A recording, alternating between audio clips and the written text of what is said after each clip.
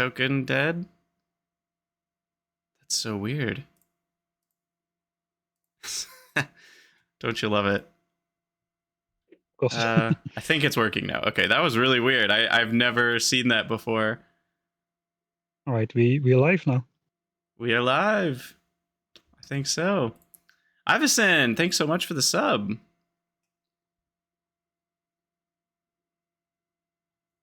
Oh, Iverson, he's on my channel as well.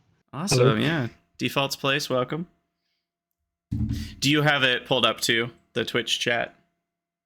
No, actually, maybe I should. Yeah, that way you can see what people are saying about you, you know, so you can defend yourself. wait. So I should follow the link I just posted, I guess. All right, so that's up.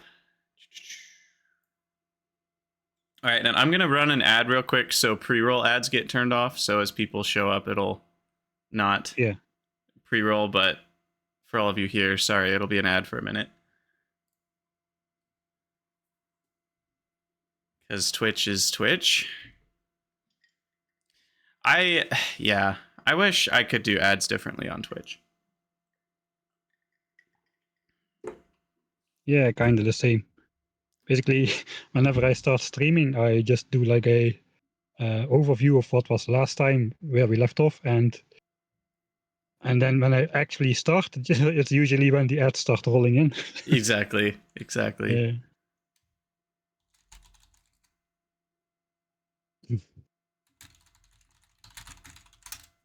Oh, Troepen is in chat as well. Hello. Troepen's here? Oh my gosh. He probably won't hear us though. He's watching ads. True.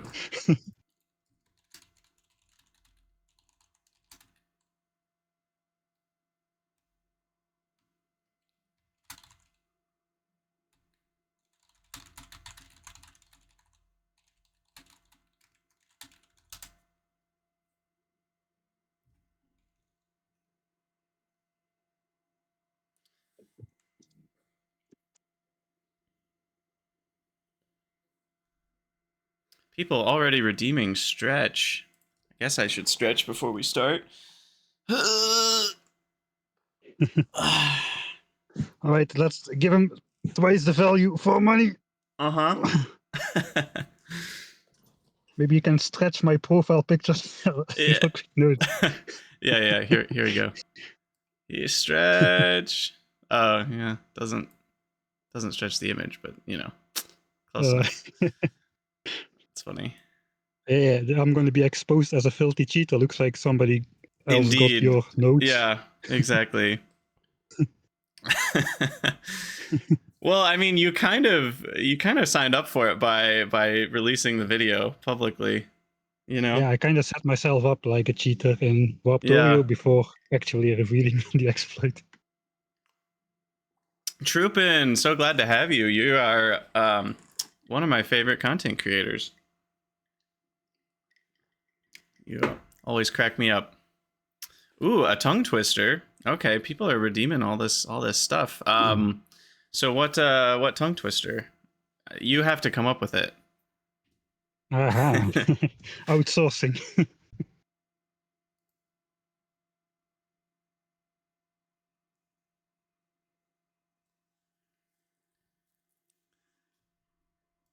Yeah, it's going all up. The comments on that video got a bit out of hand. a little bit more than grumpy? I thought they would.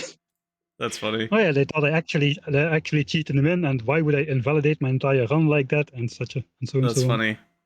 Yeah, I have a few questions myself that I'm excited to hear you explain. Okay, how about just red leather, yellow leather, or Irish wristwatch? Those are good ones. Irish wristwatch. Yeah, but like 5 times fast. Irish wristwatch, Irish wristwatch, Irish wristwatch, Irish wristwatch, Irish wristwatch. That was pretty good. That was pretty good. It got. I think people are better in tongue twisters in non-native languages than they are in their own language. That's a really interesting concept. I hadn't thought about that. Another good one is unique New York. Let me try that one. Unique New York, unique New York, unique New York, unique New York, unique Unork. Nope, no, I knew I'd say Unork, and there it was. The first couple are easy.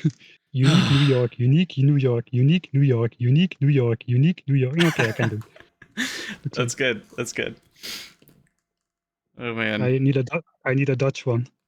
Oh. De kat krabt de krullen van de trap. De kat krabt de krullen van de trap. De kat krabt... Yes. I love it. I love it. All right. Well, welcome everybody. For those who are new to the channel, I'm Hendriks. I do content as well, but I've been doing this podcast now. We're on episode 18 and mostly focusing on Factorio, but it is certainly about all factory games. So we'll be covering a lot of Satisfactory 1.0 stuff when that comes out soon.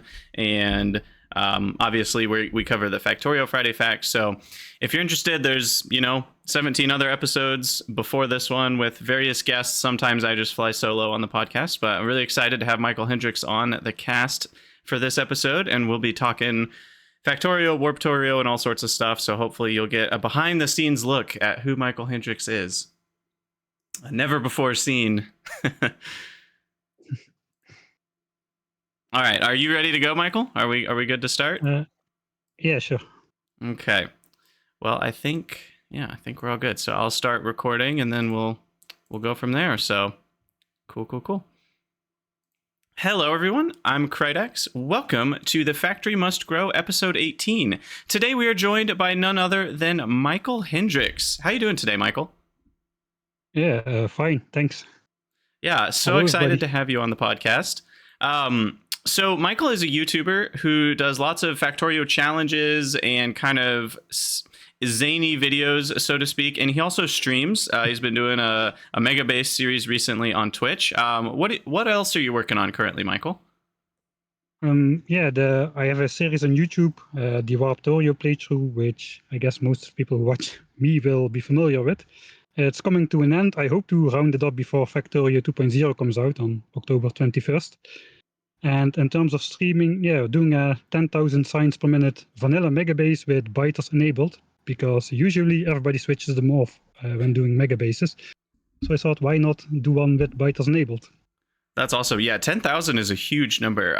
I've never even gotten to 1,000 myself. So that's a big base. Where are you at right now in the process?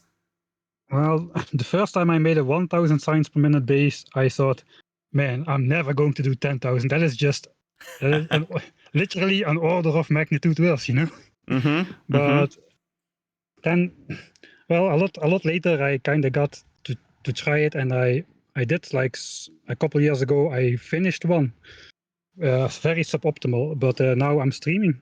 So I thought, why not try again in a better way? Currently, the 1,000 signs per minute factory is done, and we're kind of in between starting designs for the 10,000 signs per minute base and finishing the 1,000 signs per minute base. So then you have to think stuff like producing 2 million solar panels for the end game. Oh my gosh. And clearing enough land, all that kind of stuff. Yeah, that's awesome. That's awesome. I've tuned into the stream once or twice, and it's been really cool to watch. I think mega basing is something I really struggle with because I get bored and I struggle with the big projects. So I always admire people that can pound away at those things. So today on the cast, we'll be starting with another mod spotlight. As usual, we'll discuss the Factorio Friday facts that have come out, and we'll just do some hanging out with Michael, ask some questions about Warptorio and his streaming and video career and all that, and really excited to get into that.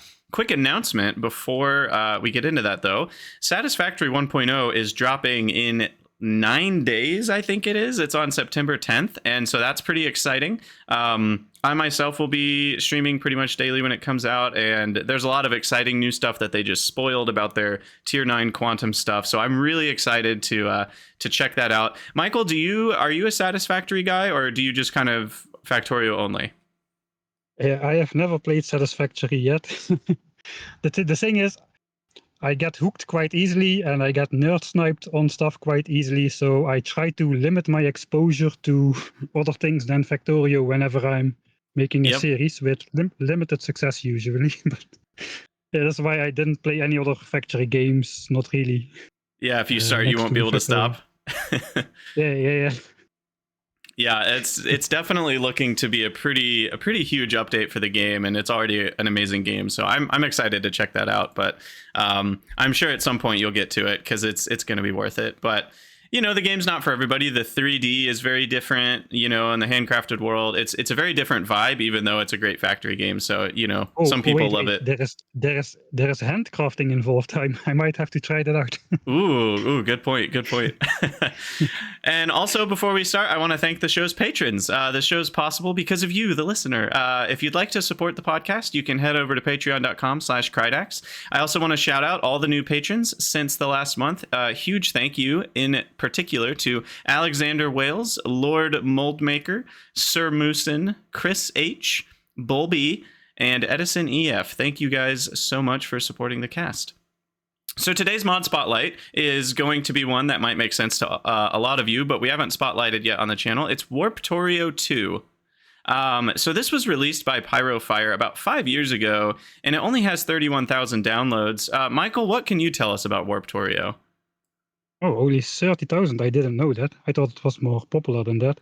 Yeah, I did too. Yeah, so I kind of forgot how I first got into Warptorio. I really don't remember how I found it. But in general, what is Warptorio? It's kind of like one of those mods which does not alter vanilla gameplay. So all of the regular stuff is still there, and it just adds some interesting challenges and concepts and like expand the technology tree on top of that. So the main feature of Warptorio is the Warp platform. You spawn in on top of that small platform, and then you have like 20 minutes before that platform warps away, and it will jump to a new world.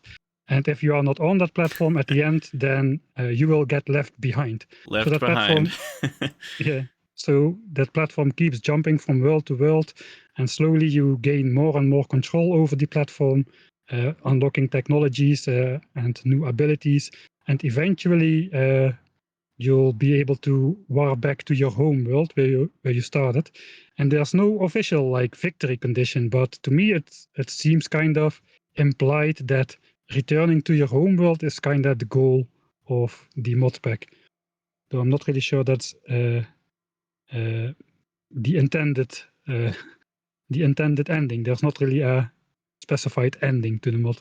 Yeah, and one thing I found interesting when I was playing it is that when you go to different planets, they're not all the same like compositions of ore. Like some of them have a lot of oil, or some have a lot of copper, and aren't some like they have even more biters than normal and stuff like that?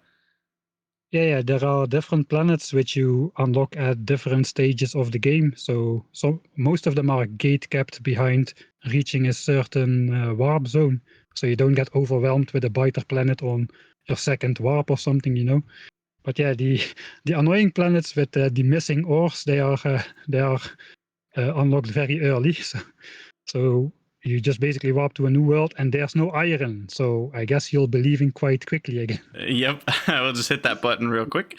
Yeah, so we'll talk more about Warptorio later in the cast, but that's our mod spotlight. It's a very interesting mod, and yeah, maybe we did cover it before on the cast, but it's a pretty great one, and I think it's underrated, so maybe it's worth covering twice.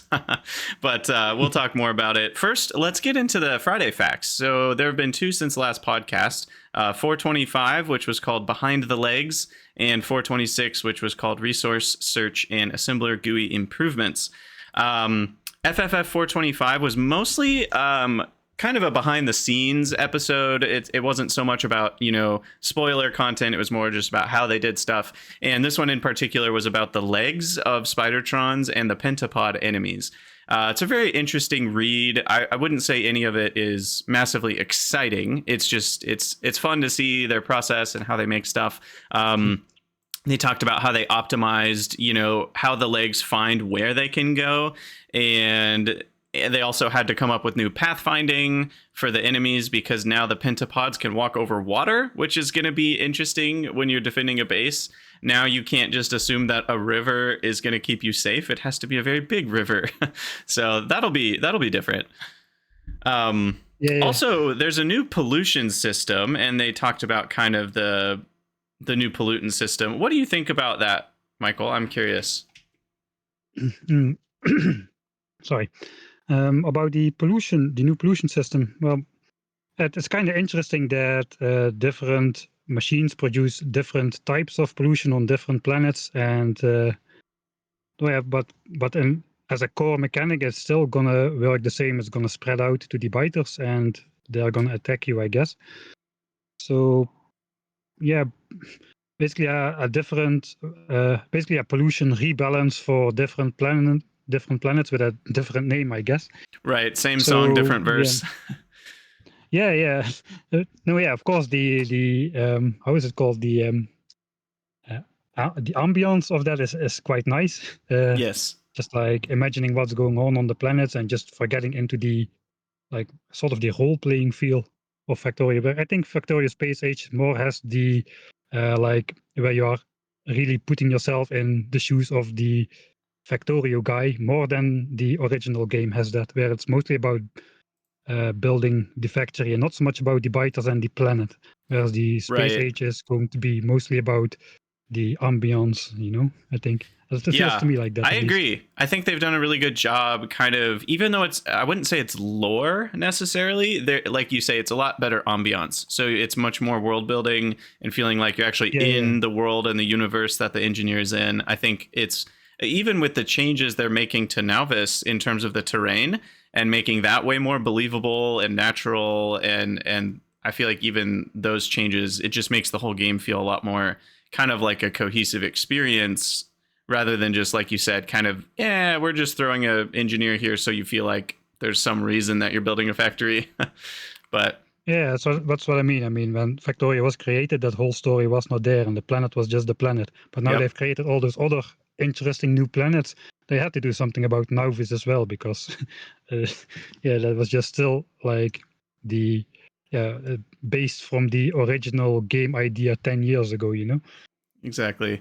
One other interesting thing is that they mentioned mods will be able to use this new pollution system, and you can only have one per surface. So you won't be able to have multiple types of pollution on the same planet, which is a little bit of a bummer, but they said for performance reasons, that's how they do it, which does make sense because pollution is already a fairly hungry thing, and there's going to be multiple surfaces, right? And they're all polluting at the same time. So that does make sense that they're limiting that. But I'll be interested to see what mods do with using multiple surfaces and having different pollutions on different surfaces, because then that means enemies can have a different attack priority based on kind of which surface you're on. So there might be, like in the vanilla example that we're going to see, it's like, okay, on Gleba, enemies are going to be attacking your bioengineering, bioprocessing stuff.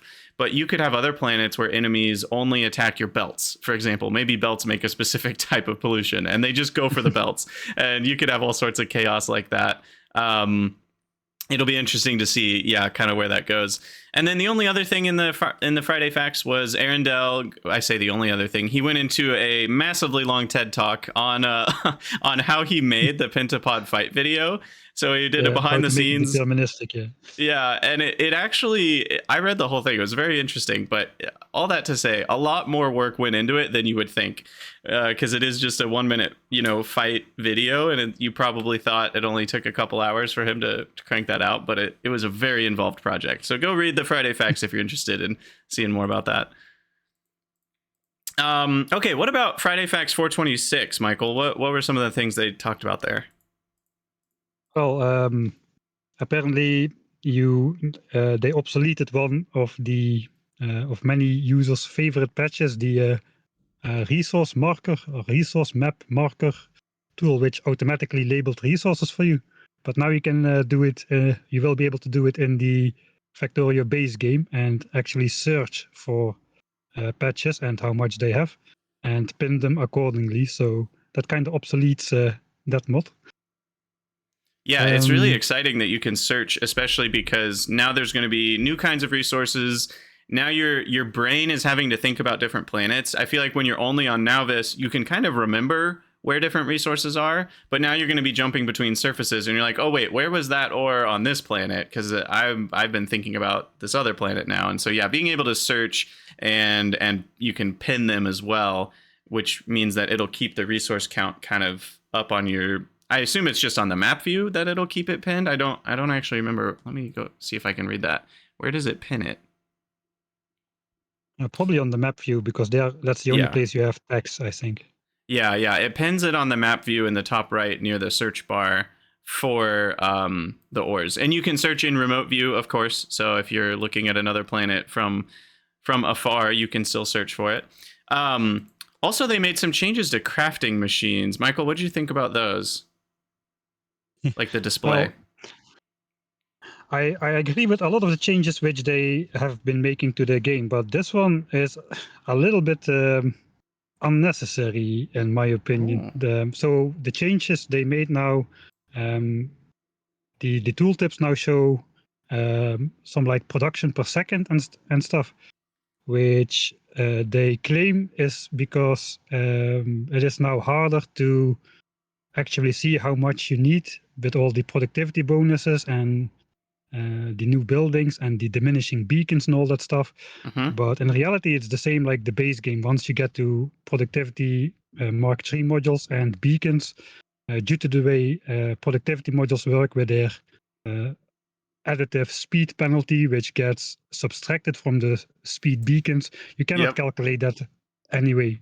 So you are using a calculator for that, or you are just winging it until the belt visually is full.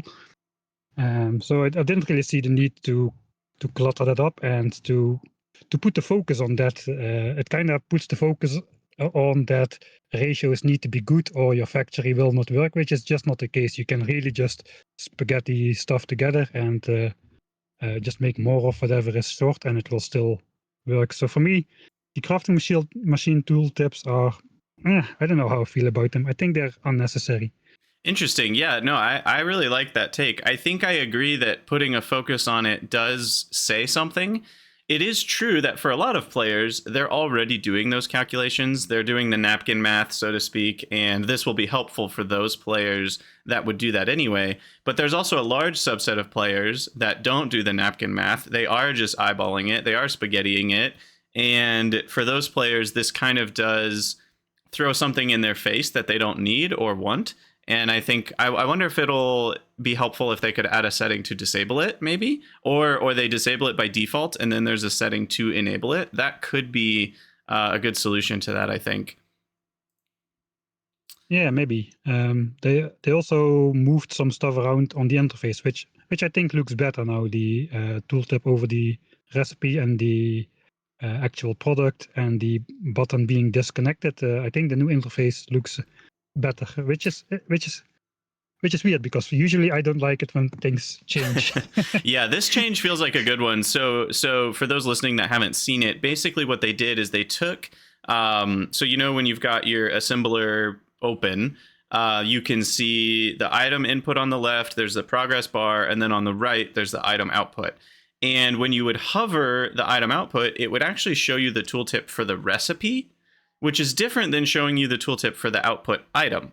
And so now they've separated that out. They added a little title bar above the progress bar that shows you the recipe, and you can highlight that. And now that there's Factoriopedia, you can alt-click everything, and it'll take you straight to the Factoriopedia entry. So now it's even more important that you have two separate pieces, because what if you want the recipe versus what if you want the item?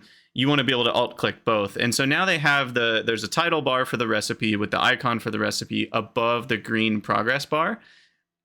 And that's the one that you can alt-click to get to the recipe. And then on the right side of the progress bar, it's just the output item. And if you alt-click that, you go straight to the item entry in the Factoriopedia, and it shows you the tooltip for just the item.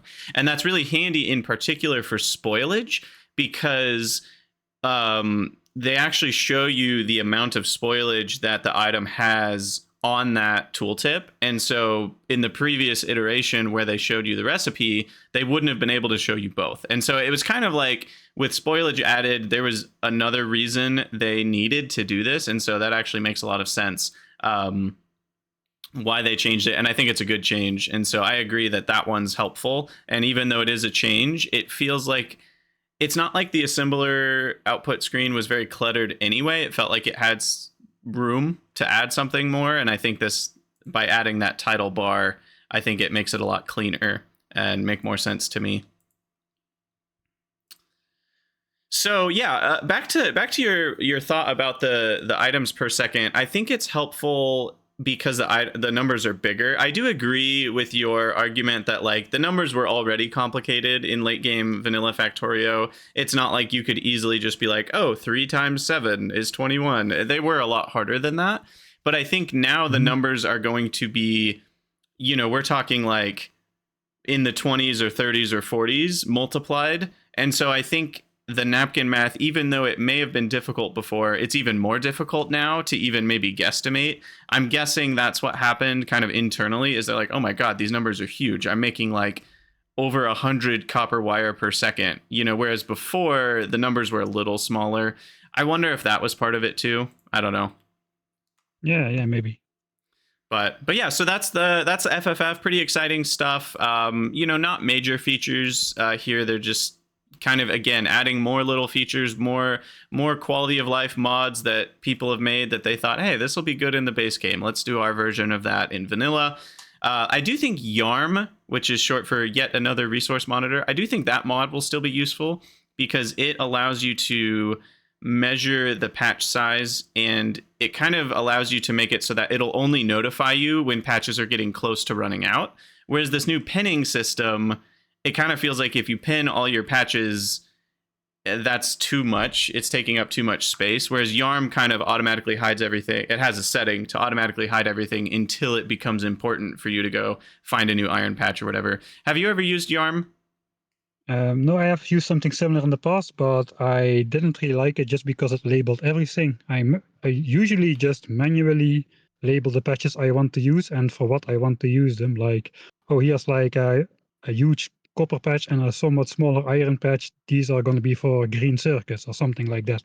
I just put a green circuit marker on the map, and I don't exactly need to know how much is in there because I already checked that the ratio was about right.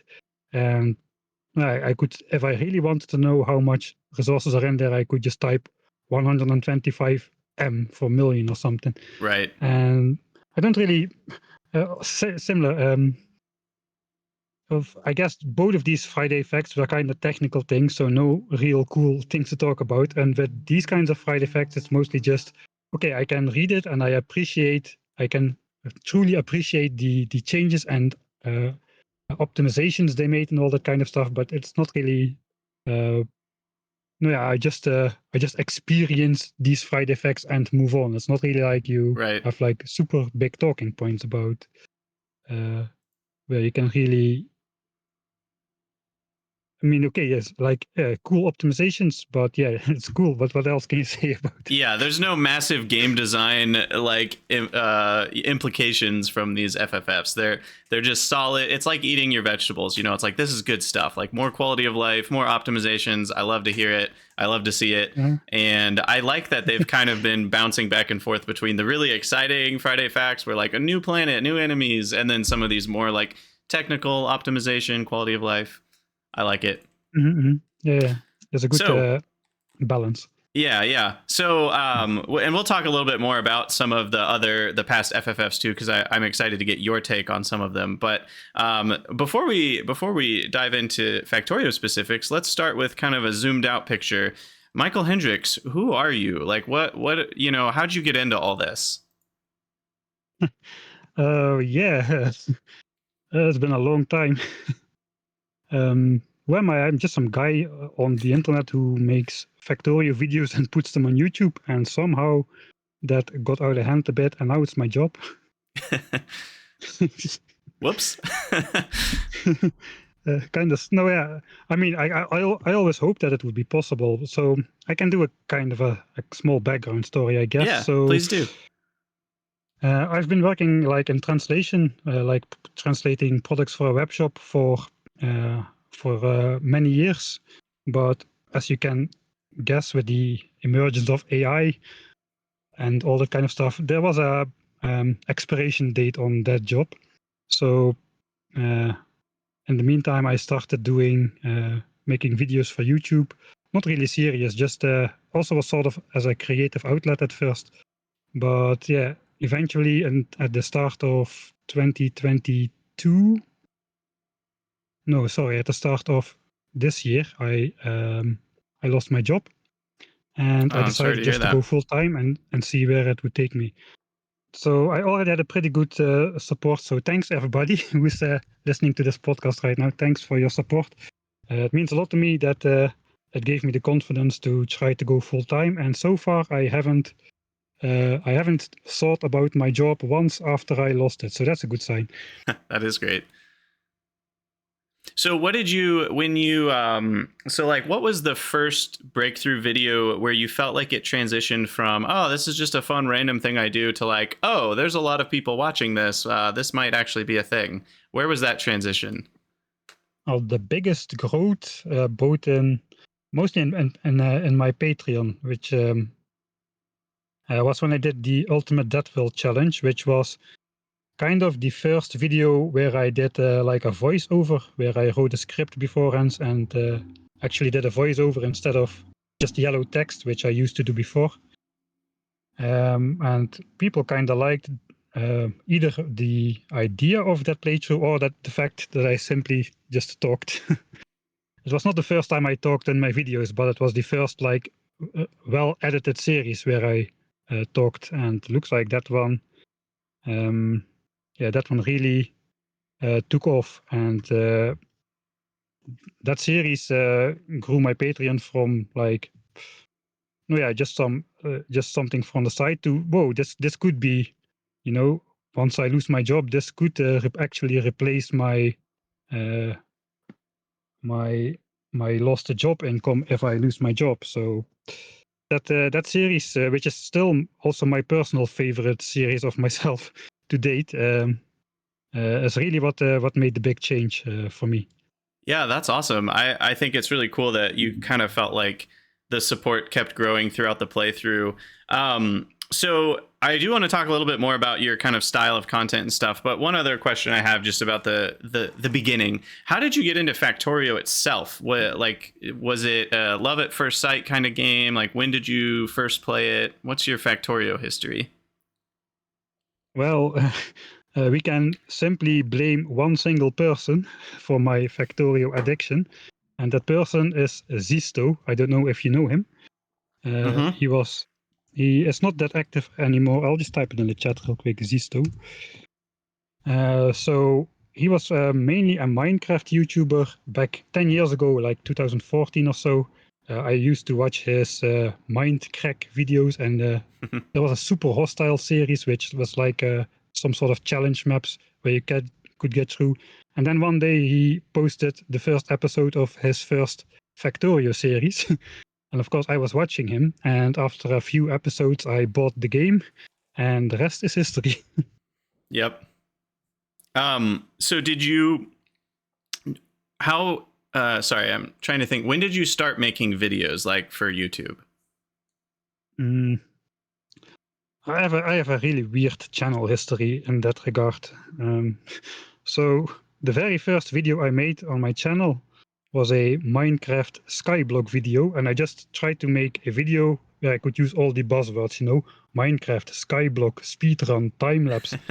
It was my first video. I didn't have any followers or nothing, so I just wanted to see if I make a video with all these popular words, will it take off? And well, to my surprise, it gathered like 5 million views over the years. Not immediately, it took a while, but I just slowly started getting some subscribers. I think that single video got me up to like 7,000 subscribers or so. Wow. And then in the meantime, I started doing a bunch of low effort stream videos of like all other kinds of games like Civilization 4, Plants vs. Zombies, Cursed Treasure, which is a Flash game which doesn't even exist anymore. And eventually I made some notes. Let me just quickly look at my notes as well about the timestamps. Eventually I came across the forum where some guy posted, I beat Factorio in under 7 hours. And I thought to myself, wait, 7 hours? I think I can do better than that. And so I started trying, and as to this day, I am the unofficial world record holder of the speedrun in the Factorio version 0.11 category. There you go. That is only that is only because real runners like anti-elites and stuff, they started running the game from version 0.12. 0.11 doesn't even have a leaderboard, if I remember correctly. And I didn't know nothing about speedrunning. I just used the in-game timer. I used reloads, all these things which are like seriously frowned upon in actual speedrunning. But yeah, it's kind of funny. That's awesome. Yeah, I love when you get best in world category, but for something that doesn't even, the leaderboard doesn't even exist. But hey, it's something to put on your wall. There's like a proverb in. I think that's like a common thing in speedrunning. Like, if you want a world record, you just need to invent an obscure category which nobody runs. Exactly. That's awesome. So yeah, you started doing Factorio, and then you got into that. And what are some of the different Factorio series that you've done throughout the years? You mentioned there was a Ultimate Death World one. What are some of the other ones you've done? Oh yeah, so it started with that speed run really. I posted that, and after that I got motivated to make more videos. Again, I still was not like a YouTuber with a lot of following. The first real like edited series I made with the yellow text over, or even white, I think. At first the first series was not that great, but it was Biter Island, just the smallest possible island on default settings, and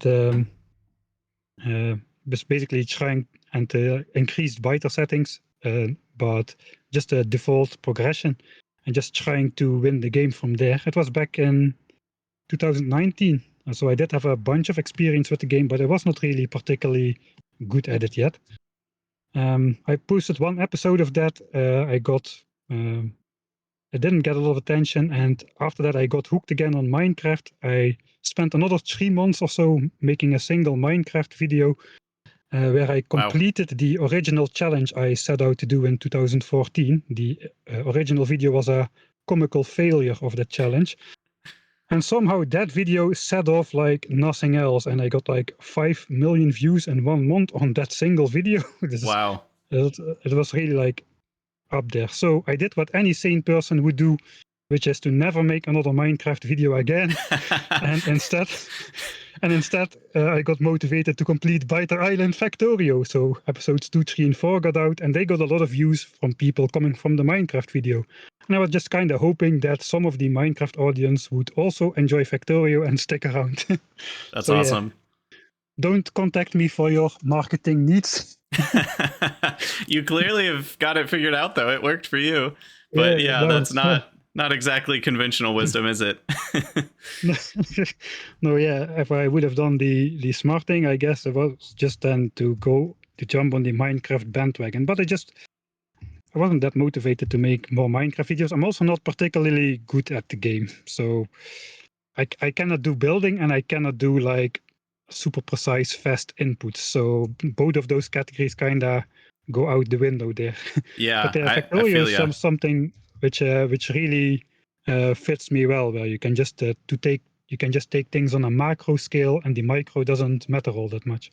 Yeah, and you seem like someone that likes to take your time with things too, which is, I feel like Factorio is very good for that.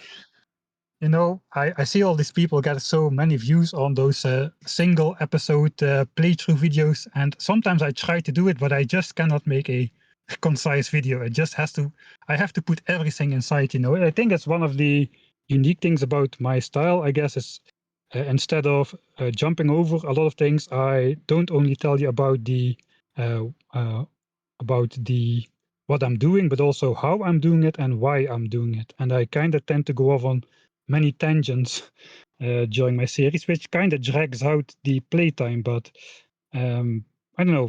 To me, it's all interesting, so I hope to my audience it's all interesting as well. But that is mainly why my series takes so long.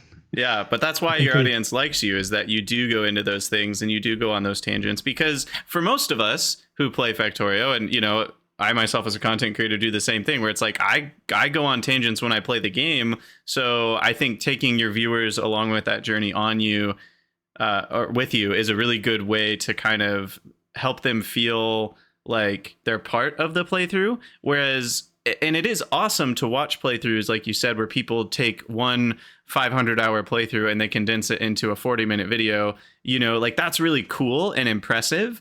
but it triggers a different thing in your brain than when you get to like join someone on a playthrough. And I think those are different feelings, and people like both.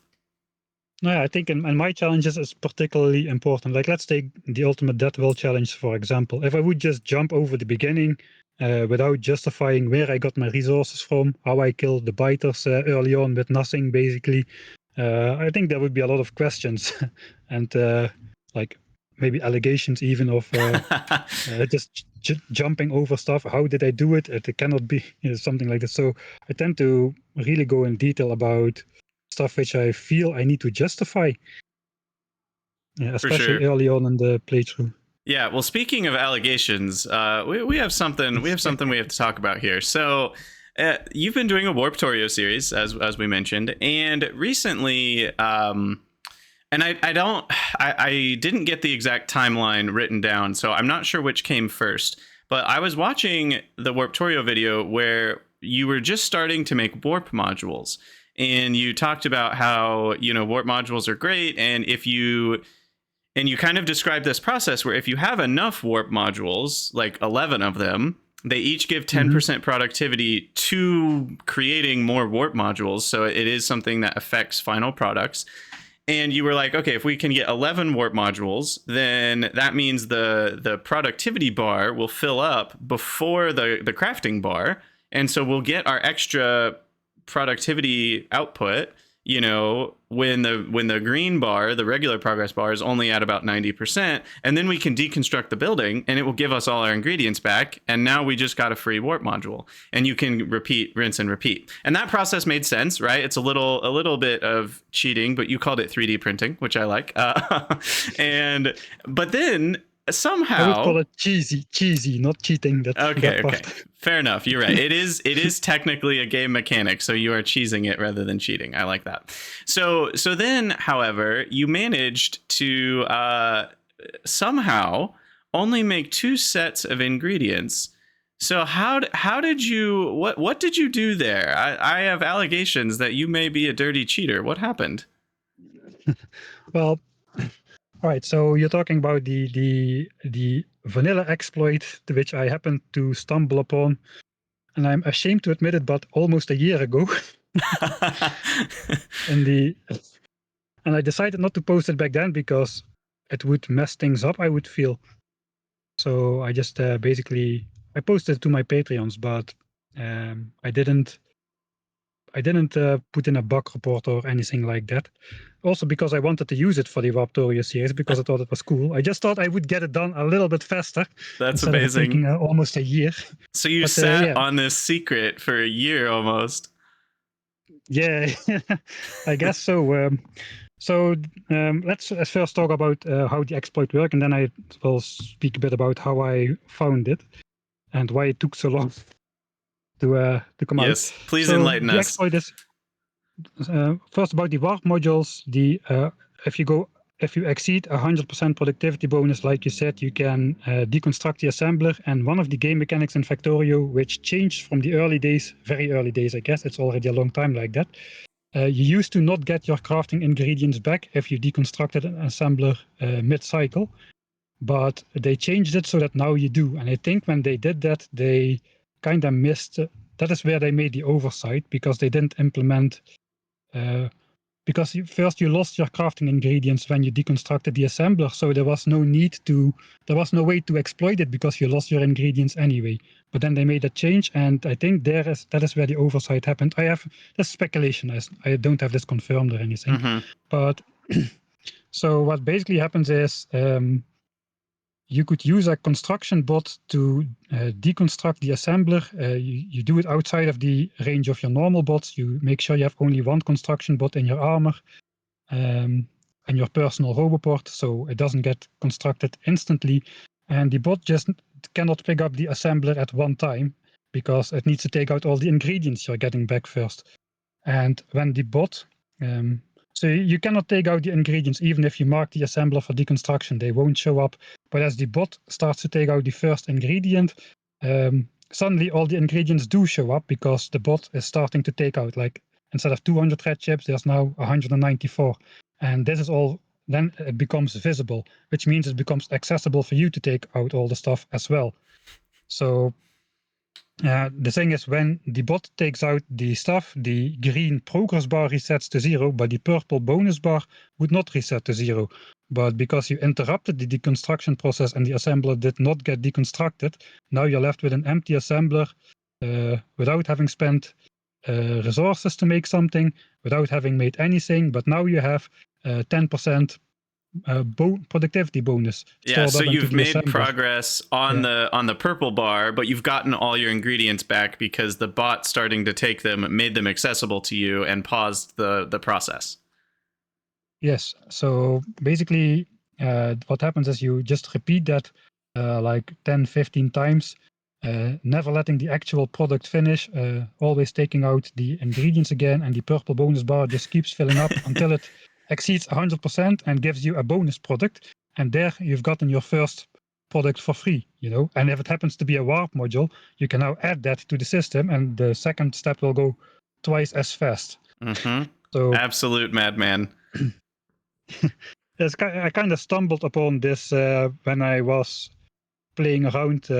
So I prepare my series quite well. The first playthrough, or the final playthrough of Warptorio, the test version, happened like, I guess, 9 or 10, maybe 11 months ago, when I had the entire strategy for the video finalized already. And I was just playing around with the end game base, and I just caught my eye. I don't know, at some moment it just caught my eye, something weird happened, and I didn't really register it. And then 20 minutes later or so, I went back to it and think, wait a minute, what's this? I first think it cannot be.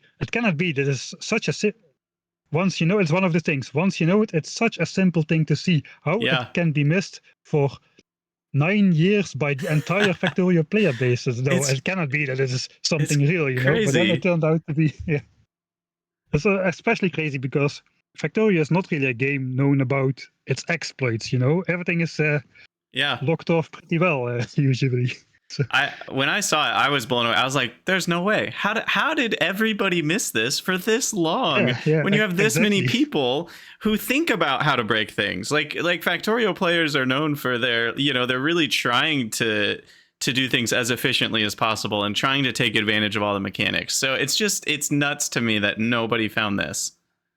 Yeah, indeed. Same to me. I was also not scared, but I wouldn't have been surprised if somebody else would have found it after that I stumbled upon it and before I made the reveal. The thing is, it was such a cool exploit that I just really wanted to use it in Warptorio.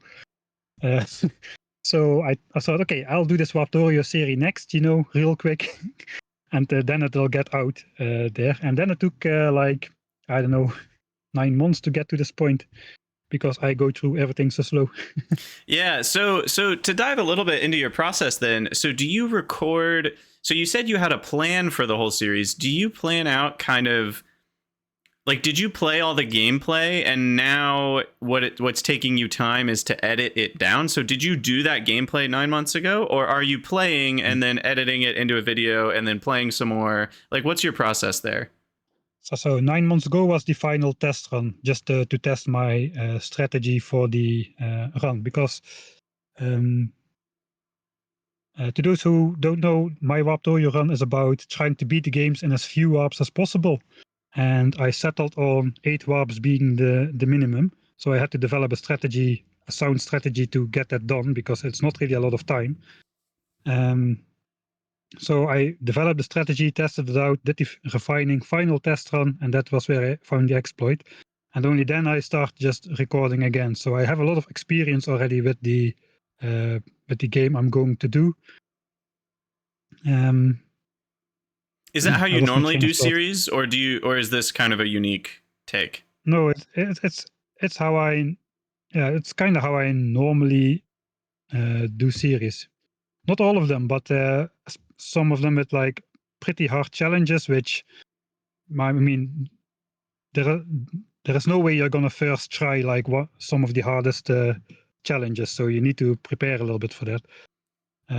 Right. So yeah, I got Warptorio down to 8 warps. Now I know it can be done in 7, but it would be very annoying to watch, so I stuck with 8. And then I just start recording from the get-go, following my pre-planned strategy most of the time. Yeah. Not all of the time. And then do you record? But when Go ahead. When I actually record, I try to record in a way that is also pleasant to watch. So without too much like random zooming, random mouse wiggling, and really like displaying things well, which I want to have in the video, which kind of slows things down again a bit. But yeah, it looks nice for the video. So I record scenes like in a specific way. I make tons of saves. If you watch my streams, you will know I have hundreds of saves per game, so I can always go back and re-record something I'm not happy with. Or like record extra stuff after the fact because my script went on a tangent yet again and I don't have enough footage, Yeah. So that's what I was going to ask. Do you record? So like once you started actually doing the series, did you record from start to finish you beating Warptorio and then No. Or do you do like I record one video's worth of content and then I start editing it and then maybe I need to go back and, like you said, reload a save from here and reshoot that spot? Or like, is it kind of like that where you do record an episode, edit the episode, add in some pieces kind of one at a time? Usually I'm a couple episodes ahead in terms of recording.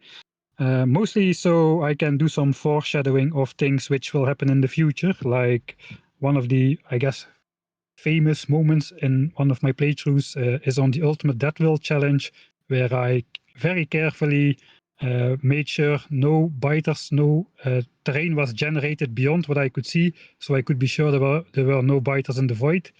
And then at some point, I even made a nice hazard concrete border, which I should never exceed because in Factorio, terrain is slowly generated in the background up to 20 chunks away from the player, but not beyond. So if you explore those 20 chunks and never go with a spider, let's say, and never go beyond yourself, you can be sure the black void does not contain biters.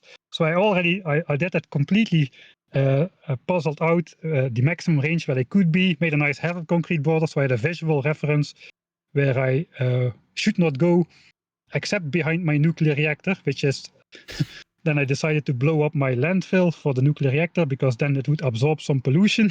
And in doing so, I crossed that I came within 20 chunks from the map border unknowingly. So terrain, including biters, started generating in the background again, unbeknownst to me. And at the last moment where I wanted to have the epic finale, truly eliminating all biters, I found out there were biters in the void, and I had to do the entire thing again. Oh which no. Was kind of a so if something like that happens, then I can do some like minor foreshadowing a few episodes ahead because Exactly. I already know it's going to happen because I already played and recorded. But Yeah. I don't do play through the entire 120-hour game and then be stuck with 120 hours of footage which I have to edit down. I usually do like targeted recording anyways, except for the beginning. But like for the first 8 warp zones in Warptorio, I recorded the entire thing because, well, it's basically one of those things where you have to be able to verify. I forgot the word to make sure that to let the people know you're not cheating. I forgot the word for that. Yeah, No, so you have justify to do makes sense. Justify, okay. So there I record everything, but now when I got to Warp Zone 8, which is very long, I just record like sections which I want in the video and skip all the boring stuff. And I kind of make some notes on it, but I usually just then watch back my recorded sections and then I remember what I wanted to show, write the script accordingly, accidentally go off on a couple tangents which lead to troubles in editing because then I need more footage and all that stuff. But eventually the video gets done like that. That's awesome. Final version, much has the right idea. Yeah, no, thank you for sharing. That's a really interesting process, and I like to hear how different people do these things, because like when we had Dosh on the podcast, for example, he's the one that does do those sorts of like 500 hours of gameplay and then one video on it, and it's interesting to hear because obviously your series are different, like you said, because you're kind of walking through the process with the player. or with the viewer, and you're doing many episodes in a series, do you plan out at the beginning how many episodes your series is going to be, or do you kind of just make each one about 20 minutes worth and then kind of just see how many that makes? No, it lasts how long it lasts. I usually don't know. I usually don't know how many episodes it's going to be. So, Yeah. but yeah, I kind of do have a clue of the major. I don't always have a clue. I don't always know exactly how the entire playthrough is going to go, but I do know the major things. So, for example, I already like I forgot the word again. Telegraphed in the second episode of the Ultimate Death World Challenge that there would be no biters left alive at the end. Right. At the end of the playthrough. Dus, so I already knew about the map generation mechanics and how to manipulate them and how to get rid of biters and how to make sure there were no biters in the void which could expand back into your territory, like that. Yeah, that's cool. Yeah, so then with the types of videos you do when Space Age releases, are you going to, and maybe you don't know this yet or you don't want to spoil it yet, I'm but going in blind. yeah. So then the question is, are you going to do a default world, or are you going to do some sort of special challenge for your first playthrough? I haven't really thought about that just yet. So probably I don't know if the settings will change, but I'll probably just go with that world. I probably should have enough experience with the game, with the basics at least, to hold my own, at least on Norvis, and we'll see how it goes in space and on the other planets where you just, I guess, get dropped in. Yeah, I'm really curious how the biter settings kind of work now that there's 5 planets. You know, it'll be interesting to see what that looks like. I mean, the main power from biters and Factorio comes not so much from their number, but more from the evolution factor. And we haven't really been spoiled by Factorio Friday Facts yet with how evolution on other planets works. Does it start when you arrive there, or does it just start from the moment you land on Norvis, or are the biters already going to be pre-evolved on there, or how is that going to go? Not really sure. I don't know yet how that is going to it'll be. be interesting. I guess I'll just start standard that world and go from there. That's fun. Lots to learn for sure. Yes. With Space Age, what are some of the features that you're really excited about that have been spoiled in the FFFs? Right. So I actually made a list.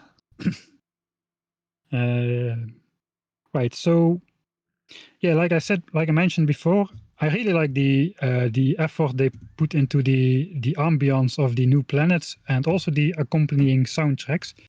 Not in the least because I also I added the Factorio soundtrack quite loud under my videos. It's like an integral part of the playthrough. So having an expanded palette to choose from would be is going to be great.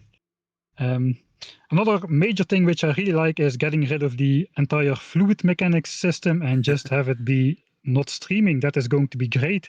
If only they could apply that to the heat system as well, then we would have calculation-free nuclear power plants. But unfortunately, I've been told that the heat flow mechanics work very different from fluid mechanics, which I didn't expect, but they do. So they cannot be simplified like that. Yeah, well, the good news is we'll have fusion power, so we can just make nice and small fusion builds. Yeah, fusion power. I forgot about that one. Yeah, there's lots of cool stuff. Yeah. I think the best feature is probably going to be the new mechanic where you already can pre-place entities on landfill in your blueprint, so you don't have to stamp blueprint, wait for the bots to build it, then build the next roboport because the next roboport couldn't be placed. So you would need to build the landfill out in small strips at a time and then build the stuff on top. And now you can just super force build with landfill included in a single click. That is going to be excellent. Beautiful. Yeah, super force build is so amazing. I find myself thinking about how easy it's going to be to do a lot of the things that previously frustrated us as Factorio players. Like, I feel like they have hit so many of the nails on the head that were like sticking out and annoying, and it's just like, what is there going to be left to complain about? I feel they're just doing such a good job with all this stuff. So what about, you kind of mentioned even the putting the items per second output on the assemblers is something that you're not sure if you love. What are some of the other features where you're a little curious to see if it's something you like or not that they've spoiled? Or are there any others? So one of the things I don't really like or understand why they want to implement it is the idea of diminishing beacons. So currently the beacons just work in a linear way. How more beacons you add, how bigger the speed bonus is going to be. But it's going to be in some sort of diminishing returns pattern. So more beacons, every following beacon will add less benefit. But it doesn't really change the overall picture. The optimum build is still going to be as many beacons as possible, because that gives the greatest boost, even though the returns are diminished. I mean, the cost of the beacons is negligible compared to Right. compared to the benefits, right? So Yeah, I think the it only makes it idea more complicated. It does. I think the idea is that it allows for players who want to build less beacons into their blueprints to still essentially have a good benefit rather than only maybe a third of the benefit. Like you can use 4 beacons, and now that's going to be half as effective as 16 beacons rather than a fourth as effective. So I think it allows for a bit more diversity in builds towards the mid to late game even. It's true that in the ultra late game mega base stuff that it'll probably still be best to just use, the 16 beacons and whatnot. But or was it 12 beacons? I can't even remember now. It was 4. It's 12. It was not as extreme as quadratic. I think it was less severe, but yeah. Yeah, but similar idea. I think it is quadratic, right? I thought they did a square root. I know it's been a while. Yeah, I haven't looked at the FFF in a while either, but I think it was quadratic. But all that to say, I find that I like the change simply because then you can just use a few beacons, and those first few beacons will have a big impact. And then if you do want to go and build the big stuff, it'll help. But I also find that the weird numbers might be a little bit of a downside. Like you said, it was kind of nice to just know, oh, if I have 4 beacons, that's twice as good as 2 beacons. And now that's not true. So that does feel a little bit weird, and it will be. It's already not true in the base game as well, because the productivity bonus modules come with a speed penalty. So if you have 4 productivity bonus, you got minus 40% speed. And if you then add 1 speed beacon, you get plus 50% speed. But because of the minus 40, you go to plus 10% speed. And then the next beacon, you go to plus 60. And then you go to plus 110. So already the numbers are weird in the base game as well. Yeah, now the base game, it kind of was such that the results weren't linear, but at least the numbers that it added to the speed bonus were linear, right? Each beacon would add 40%. And now, not only are the results not linear, but the number that you're adding on when you add another beacon isn't linear. So it's all basically just a question mark. You're like, I'll just build the beacon and see what it says after I build it, because like I have no idea what it's going to be. And I think that might be part of why they're giving us the output numbers per second as well, is because it's like it's already going to be kind of a crapshoot to know what effect a beacon is going to have. I don't know. Especially once quality is introduced and you have better beacons and worse beacons. And I kind of would have liked to. I don't know if it would be good for the base game. They talked about this, but they didn't implement it. But I really enjoyed the way space exploration implemented beacons. Where you can only have 1 beacon per assembler, but the beacons have way more module slots to fill. Yeah. I kind of enjoyed designing my builds around a single beacon and building it like that. And you would get nice looking builds without the endless rows of beacons. So yeah, I kind of enjoyed that mechanic. I liked that because there were there were entire builds that you had with just 1 beacon rather than entire beacons with just 1 assembler. It put the assemblers back to being the focus rather than the beacons, and I did like that about the space exploration beacons. You did mention quality. That is one particular mechanic that I like to get everyone's take on, because I find it to be the biggest change of all of like the core mechanics of the game. So I'm curious how do you feel about quality overall as a mechanic? I'm a bit two-sided on it, I guess. I mean, it sounds great for the end tier stuff, like making the best possible power armor you can and the best possible equipment to go in, or like maybe a rocket launcher, which nukes are launched by rocket launchers, so it would be great to have a rocket launcher with extra range, something like that. Mm-hmm. On the other side, I'm not quite sure how I feel about legendary copper wires, for instance. Yep. It just feels so out of place. What the heck is a legendary copper wire? You know, so it feels like it may have been over implemented a bit, but then again, I don't know. Maybe it's necessary for the gameplay to get to the build up to the legendary items. So I guess we first need to get a bit of a real gameplay experiments to see how it will really turn out to be. But yeah, at least it sounds a bit strange to have legendary copper wires. I agree. Or yeah, as the legendary spent uranium fuel cell. Yeah. Yeah. I do think there's going to be a mod probably on day one to rename the qualities because I think a lot of people agree with that. Yeah. But what about the overall, like, do you feel that it changes the vibe of the game to add, one thing that a lot of people like to debate about or talk about is the idea of the chance, right? You only get a chance to get a certain upgrade in quality. Do you feel that is antithetical or opposite to Factorio's design previously, or do you think it fits well? No, I think it's okay. It doesn't really change things, especially because most of those things you're going to be producing in large numbers anyway, so you can get a fairly good idea of what you are supposed to get and what you 99% sure will get from a large sample. So exactly. Yeah, I know. I agree. The law of large numbers is eventually going to take over. Yeah. I think the quality mechanic is so interesting just because they really, I feel like with everything else, literally every other mechanic they've talked about, I felt like, yeah, that pretty much feels like something that fits within the realm of Factorio as we know it. But quality, it completely changes everything, right? Because now there's 5 tiers to everything. Even the tiers of buildings that we have, there's 5 tiers of a similar one, and there's 5. It really adds a new dimension, right, to the quality tiers. The quality mechanic is gonna make a divide between people who build like bases, like let's call it like in survival mode, just playing through the game. Mm-hmm. Quality is the first mechanic which is introduced, which you just cannot you cannot make everything legendary quality. That would just take too much time. I mean, Factorio games are hundreds of hours long, but if you want to make a like 1,000 or 10,000 signs per minute mega base, you cannot get everything to legendary quality.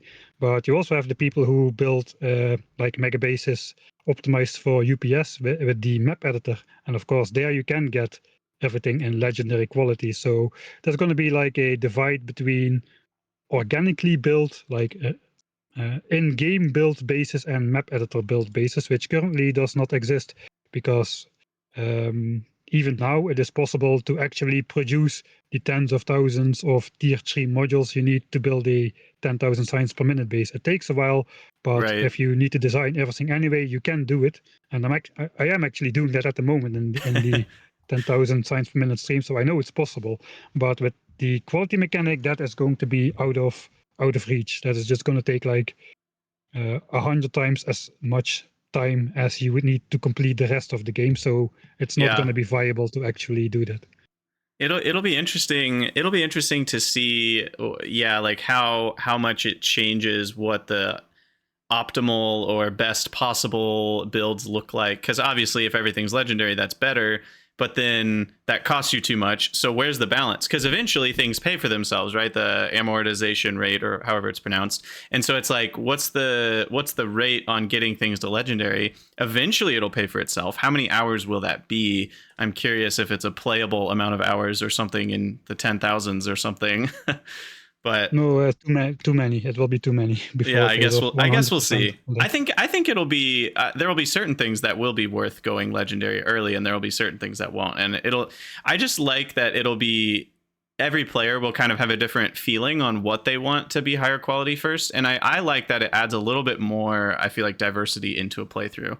One other mechanic, I guess the only other one they added that does feel kind of like a new concept is spoilage. How do you feel about spoilage? I think that's okay. As an okay mechanic, it suits the planet of Gleba well with the organic resources. So I guess once you got a production line, it just eliminates like buffers from the game, right? Which is a good thing because Agreed. Buffers are a great way to hide your base's faults for a while, and then it suddenly hits you very hard. Yeah. So no, I like that. I think it's interesting really well. because now I was thinking about this a couple of podcasts ago. I feel like spoilage changes also how you build because now the distance of your belt matters, right? Before you could belt something as far as you want, and yeah, it would change the lag time between when you start and when it gets there, but it's not going to change your throughput at all. Whereas now you have a ticking clock as soon as you get that fruit, off the tree or whatever with your crane. And now it's like, okay, everything I have to do has to be close enough that it doesn't take too much time to get there. And I think it's actually a really cool mechanic. I'm excited to try it out, but it certainly changes things a bit. And I like that they're kind of mixing up some of the gameplay with these ideas. Do you think they're going to add new mechanics for the other planets as well, like spoilage?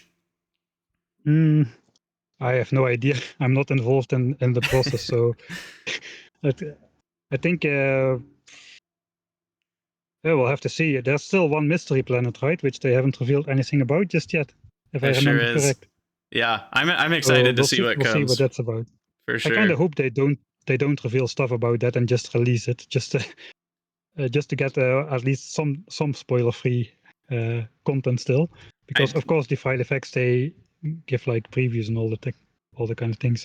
So one of the things I am worried about though with the Factorio 2.0 is so I read Kovarex was making his own base. Kovarex is the lead developer, I think, and he was getting, he said, close to 1 million signs per minute. And I'm just thinking, where is all of that going to go? How is that going to look?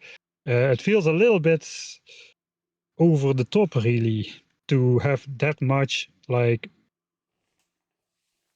I don't know, to have that much signs per minute going on into just like a vanilla base without an obscene amount of effort, I guess. So I'm kind of worried. I'm kind of worried with all the additions, the extra productivity, the extra optimizations here, extra this, extra that, that things are getting out of proportion a little bit, maybe. So yeah, someone in the comments called it hyperinflation. I think that's a good word for it. Stuff is getting inflated. Yeah, I think so. That's a good word for it. So I'm not really sure how that aspect of the game is gonna play. But for me, I'm just going to treat it like I would with any other overhaul mod pack and just jump in it with that mindset and I guess expect the unexpected. Yeah, me too. I'm so excited for it. It'll be great. Are there any other final thoughts you have before we wrap up, Michael? Yeah, I wanted to shout out some of the favorite Factorio series which I've seen. So we already established that Zisto is the goat which got me into Factorio. One of the most interesting playthroughs he did was Factorio Recursion, where he used the Factorissimo mod, which basically adds placeable factory buildings to the game. And those factories can be nested under certain conditions. So what he did is he built an entire base into a single factory building, which is a really cool concept. And I'm kind of doing the same I'm kind of going to do the same for my end game Warptorio base, where I'm just going to build the entire base inside of the Warp platform and just see how much I can extract out of that. That's cool. And I saw Dosh Doshington in the chat as well. He has a lot of good runs. But I think my favorite run of his is the no belts run. The no belts run, where he uses those cargo wagons to make sort of a weird main boss style of base. That was really satisfying to watch with the instant transmission of resources to the other side of the bus, to the cargo wagons. Yeah, And yeah. And last of all, I have to credit Doc Jade as well, which would probably make a pretty good guest on your podcast as well. He likes to talk as it seems. So, well, I've literally copied like 2 of his challenges for my streams. One of them is the Science Galore mod, which is another vanilla gameplay mod which just changes nothing. Just it only adds 36 science packs to the game, which you all need to automate. 36. And the other one was yes. So we have 43 science packs to automate. Okay, that's quite a lot. And the other one was the 12x9 map challenge, which is basically a ribbon world in both directions, just a postage stamp of a map. And that kind of nerd sniped me into doing an optimization challenge where I made Excels of optimal build and tech orders to launch a rocket as fast as possible. So that probably was another 2 weeks delay on my Warptorio series right there. Thank you, Doc. Yeah, that's awesome. I haven't seen that one. My favorite of Dosh's, you were mentioning that, was the train one where he went to the end of the world. That one just felt so cool, sending a train all the way to the edge of the map. It's so crazy how big cool the map is. Yes. But yeah, he also inspired one of my runs. I did the Dangerous run as well, and I found that one to be really fun. A really interesting mod, though it's class store phobic is the new version that doesn't have a weird lag issue that was introduced. Anyway, I digress.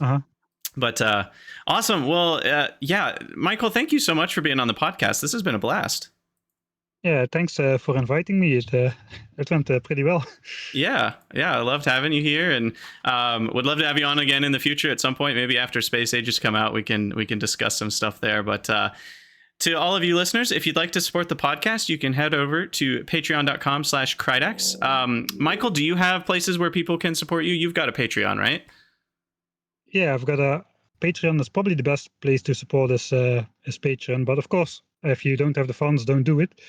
But you can always subscribe to YouTube and watch Twitch. That also helps. Yeah. So you guys head over, check out Michael Hendriks if you haven't yet. He's an awesome creator, and like he said, if you want to support, please do. Obviously, if you don't have the money, don't. But that's how money works. So duh. But yeah. So again, thank you, Michael, for being on. It's been wonderful having you on the cast. Other than that, the first and third Sunday of the month is when this podcast streams. We'll be having Galdoc on the next stream, and that will be actually on a Monday. I say first and third Sunday, but the next one's going to be on the Monday, which will be, I don't have my calendar pulled up. September 16th is the next podcast. We'll have Galdoc back on the stream. We'll be talking more Factorio stuff, maybe some mod development stuff, because that's what he does, and I always find those conversations to be really interesting as well. If you guys have any questions, ideas for guests that we could have on the channel, like Michael was just saying, Doc Jade, please head over to the Krydania Discord and let me know there. That's the best place to contact me. But there's also these VODs are on my second YouTube channel, so you can also leave comments there. So just, you guys let me know, and I'm excited to see you there. Other than that, always remember, the factory must grow, and we'll see you guys next time. Right. Bye. All right. So the recording is now officially done. That was awesome, Michael. Thanks for hanging out. Yeah, thanks for hosting the podcast. A really nice concept. How did you get into podcasting, if I may ask? Yeah, honestly, a little bit like you with making videos. So I've been doing Factorio content and other variety content for a while. And the idea of doing a podcast has been in the back of my head for a while. There's a podcast I listen to for Magic the Gathering called Limited Resources that's really high quality. I love the hosts, and I've just kind of religiously listened to that podcast. I almost listen to no other podcasts. It's weird. I'm not a big podcast guy, but I listen to that one. And for whatever reason, when I've listened to it, I've thought I could imagine doing a podcast that could be really fun, talking about the stuff that I'm passionate about, which is like factory games, game design, kind of a little bit deeper than just, the subjects of factory games, but even like the design underneath them. And I've always thought that stuff is really interesting. So kind of figuring out, like, could I do that? Is that crazy? And I think it was just, this is episode 18. So I guess we're a few months in now, but I was kind of just thinking, what if I started one? What's the worst that could happen? I can talk about factory games. I've already got some people who watch my channel that I think would enjoy this concept. I put out a poll at one point when I was getting a little more serious, and people said they liked the idea. So I was like, why not try it? And if I'm 10 episodes in and nobody's listening to it, and it doesn't really seem like anybody likes the idea, then I can stop. It's just kind of a trial. But so far, the reception's been really good. People have seemed to like it. I've been able to have on different guests. Like, having Dosh Doshington on was awesome. I felt like it was kind of like the, I don't even know what you call it, but like he's like I felt very small. Most high visibility Factorio player. Exactly. At the moment, I think, yeah. Exactly. So I was like, oh my God, I have a giant, like I'm interviewing a giant, which felt really weird because I think going into the cast, I was considering to be more of like this will be a forum where I can like discuss things, and maybe I could have a co-host once in a while and we can discuss game design. But then I didn't realize that like, I'm interviewing these massive people who have millions of viewers like you, Michael. And it's just like, I feel small, but it's like, but that's how interviewers are like on the news. They're interviewing celebrities and athletes and politicians and people that are really big visibility.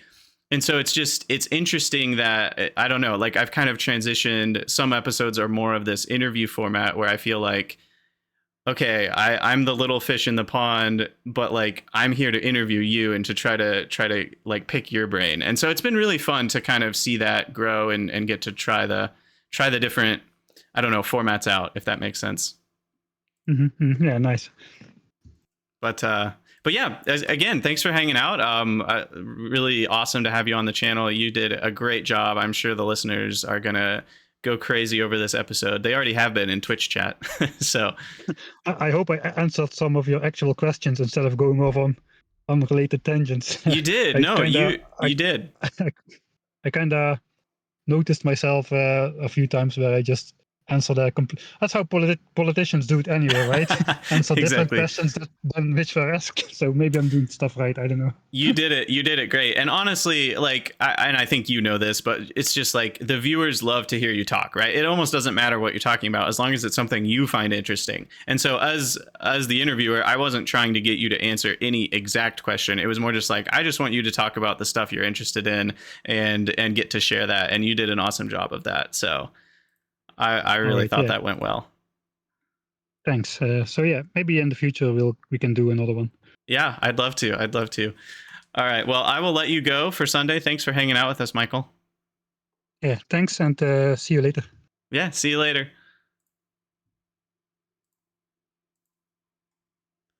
All right.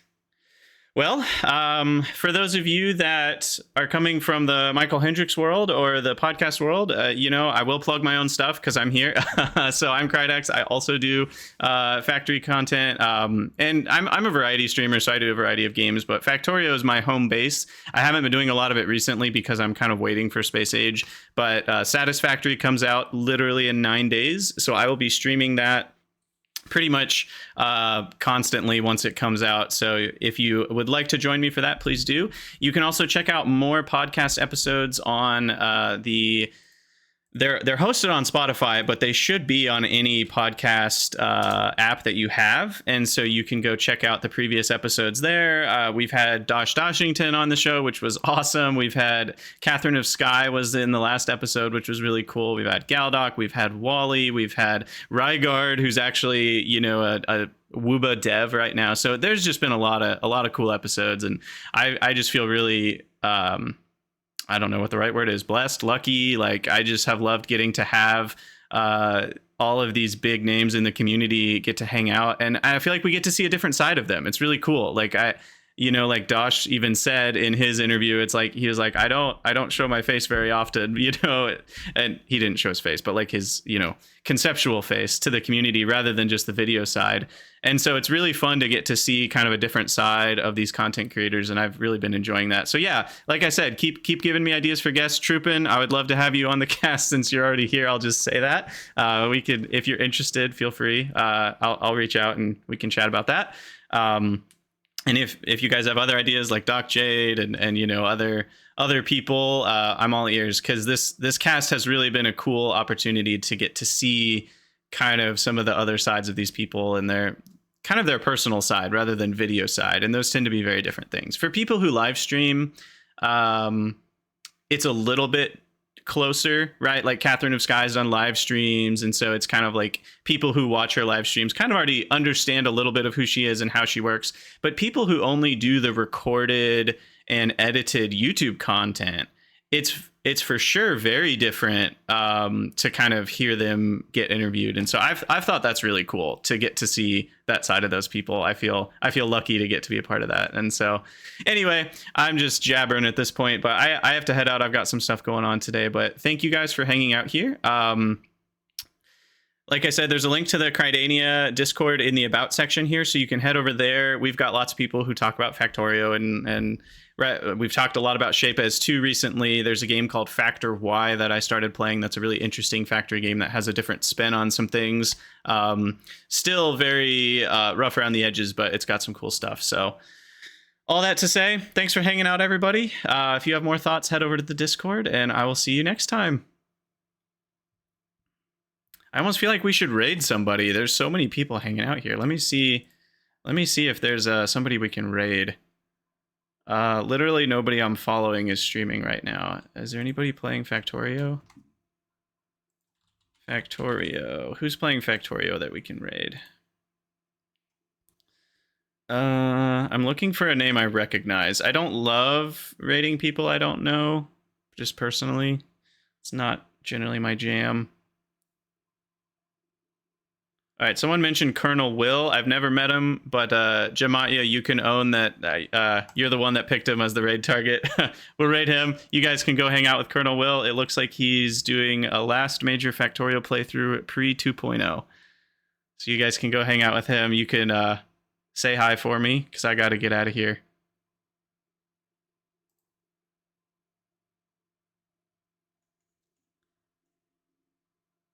See you later, Code Cone.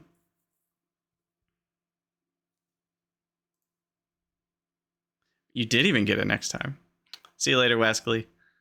See you, Mike.